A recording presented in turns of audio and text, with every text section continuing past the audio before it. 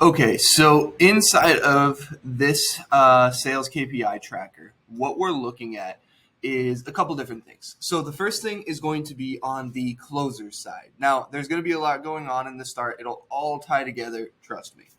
So we have the closer side and we have the dialer side. So my definition of a closer is somebody that shows up to appointments, follows up with people, has wakes up, has calls on their calendar, handles those calls. They can be a dialer as well and cold call people, and it doesn't have to be cold calling people like completely cold. It could be old leads that are completely disengaged on this point. But a dialer is someone that's calling people who are completely disengaged, not responding to text, MIA. You're just cold calling them, like double dialing, hoping they answer, etc. Right? And so a closer can be a dialer. A dialer can't be a closer. And so the reason I say that is because closing is its own art. Dialing is its own art. It's much easier to find a good closer and have them dial than it is to find a good dialer and have them close. Just from our experience. But you might not have dialers. You might not need dialers. You might not cold call people. It might be, illegal in some countries. It is illegal in some countries. And so it might not be in your industry. So if it isn't, go ahead and ignore that side. If it is, you can also include that. It will be attached as well with the name. So when we're looking at this, we have name. So what this is this is the closer. So let's say the closer's name is John Doe, right? If we come down here and edit this one to John Doe, this will be the attached spreadsheet. So this spreadsheet's already synced up. If you want to sync these ones, all you got to do is just copy it down here. And then all you need to do is go in and edit the sheet name, which we'll probably link inside of a document training as well. But beyond the point, what do these numbers even mean, right? So we have calls scheduled, calls taken, show percent, qualified calls, qualified percentage of those calls, closes, close percent, cash collected, revenue collected. And so the reason we want to track our metrics is because we want to see what is our close rate, what's the qualified call rate, how much cash are we collecting on a close on average, and we want to see out of how many calls are being taken, how many of them do we need to get scheduled, which is the show rate, right? If we're operating at a 50% show rate, you don't need to schedule 6 calls to get 6 calls. You need to schedule 12 calls to get 6 calls. And so the call scheduled really shows the show rate really shows how many calls we need to get scheduled on average. The qualified call percentage means how many of those people are actually qualified. So if we're operating at an 80% qualified rate on average across not just one single day, one single week, but months and months of data, if we're operating at 80%, that means out of those 6 people, 6 times 0.8 would be 4.8. And so that means 4.8 on average are going to be qualified. And if we can get 4.8 people on and we have a 25% close rate, we're signing a client. And so this helps us kind of understand the numbers. So instead of having to scale our business with luck, we can scale it with data. Now over here, I'm not going to dive too deep into the dialers. This is there for you. If you understand dialers already, you probably understand these metrics. So when we're looking at it, John Doe is attached on all of these, right? And if you have multiple closers, you have multiple room. If you only have one closer, you only need one name, right? If you are the only closer, your name is here, right? If you're John Doe, your name is here. You're still tracking yourself because you as a CEO, even though you're taking the sales calls, you as a business owner, your hat inside of your business, when you show up to that sales call, you are a closer. That is who you are on an organizational level. And so when we're looking at this, let's come into here. So this is just an overview section. Let's go into the John Doe section. So we have our dates over here, and we have a few different sections. So wherever there's a finger, or a downward pointing hand, you're manually inputting the data. These will auto-populate, so you don't got to worry about these. But let's say we had on the first 3 calls scheduled, but only 2 of them actually showed, right? We're operating at a 66 so far. Both of them were qualified. It was a good day. We didn't get any closes, so no cash. Next day, we had 4 calls. Only one of them showed. We don't know what happened. One of them was qualified though, and he actually did close for 5,000, and he agreed to be paying 10,000. So that's the difference between cash collected and revenue generated. If they signed a $10,000 contract but only paid 5,000, you cash collected 5,000, and you generated 10,000. So, then we keep going on. Let's say there's 2 calls scheduled, 2 calls taken. One of them was qualified, no closes, no cash, right? 5 calls taken, 3 calls showed, 1 call qualified, 1 call closed, 2,500 out of a $7,500 revenue generated contract. Then, you had a few days, no calls. All of a sudden, boom, another spike of calls. 3 of them were qualified. 3 of them taken, 2 of them were qualified, no closes, blah, blah, blah, blah, blah. So as you can see here, we are auto-populating this month-to-date number. And so every time we add something, if I add 1 here, it automatically adds the sum of it, right? And so it's automatically auto-populating these right here. And so now what we can do with this information is, let's say the month is over and we want to keep track of this. We're going to automatically just put it down here, right? So this month is July. We had 18 calls.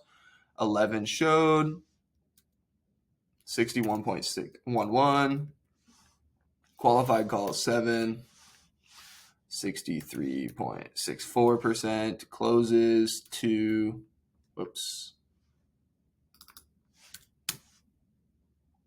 18.18%, cash collected 7,500, revenue generated 17,500. So when we're looking at this, the reason we want to keep this month to date data, and we're going to unfortunately have to store it in 2 places because you want to keep it on the dashboard as well, but we can just easily copy and paste that out over here. The reason, this is tracking John Doe specific. Ignore this. Okay, so the reason that you want to be tracking this on a year-to-date level is because you want to look at the data over month, right?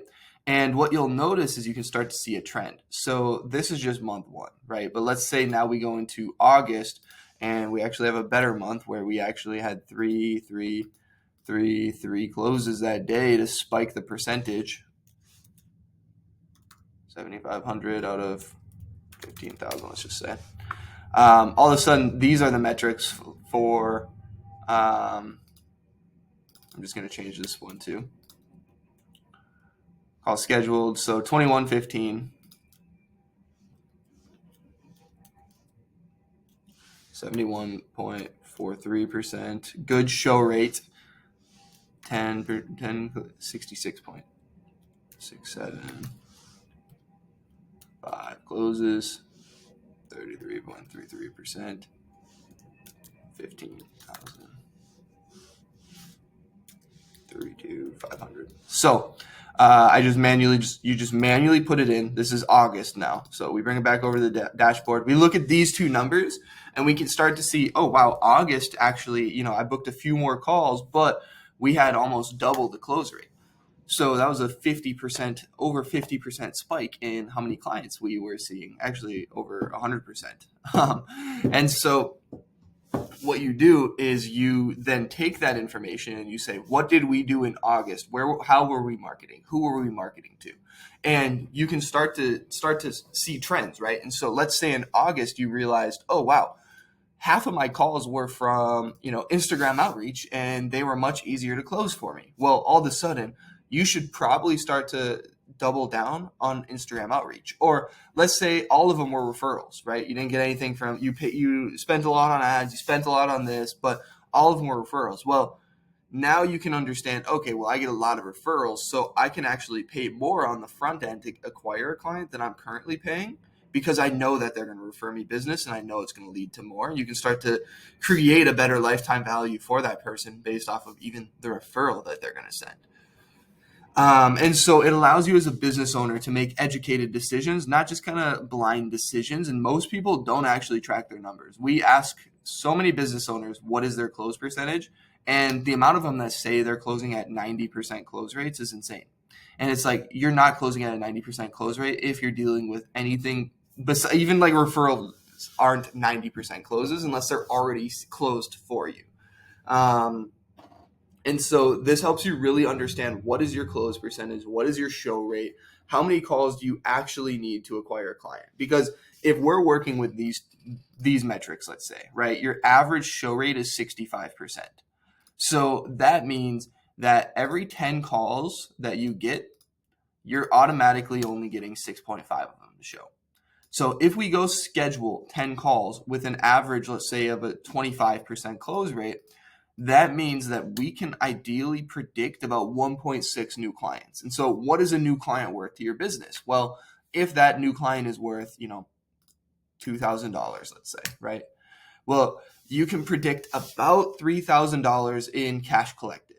And so all of a sudden, to get 10 sales calls, what are you willing to pay to get those 10 sales calls? Because if all you need is 10 sales calls to go make $3,000, right?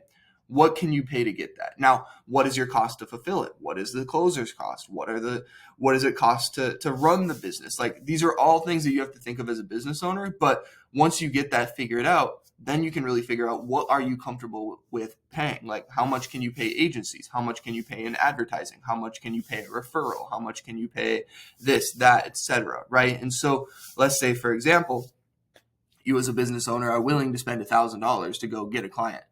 Well, all of a sudden, you know that you're willing to pay $100 per scheduled call. And so you can really start to break down the metrics into, what do I need to pay per message? What do I need to pay for this, etc.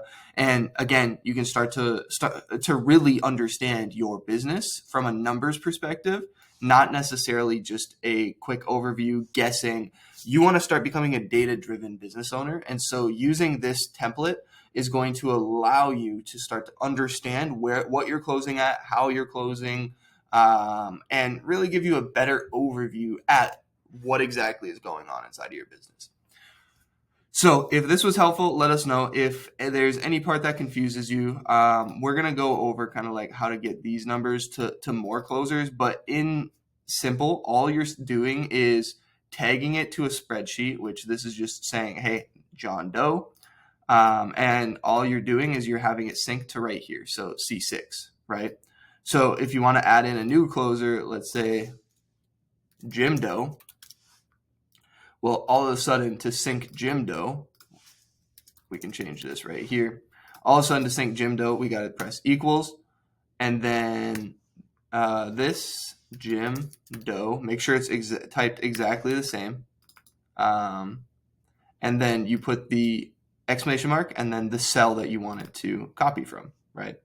And so Jim Doe C6. Okay, so you just make it look the same. So all you do is you go down here and you just copy it, paste, and then you can just change this to Jim Doe. And all of a sudden on this spreadsheet now, whatever is synced over here will sync over for Jim Doe. And so those are the only things you need to do to actually input it. The first one is on us. The next ones, you can figure out through sheets. It's pretty easy. If you're ever confused on a sheet, you can just look at what is going on in the function and start to understand. I'm not the best with sheets, so I'm not the guy to ask. This is as complicated as my builds get. And so if you guys need anything at all, you can always let us know. We can help you kind of guide you through this. Otherwise, this right here is going to help you a ton if you aren't already tracking your sales metrics. So excited to see how your guys' numbers play out. If you have any questions, let us know.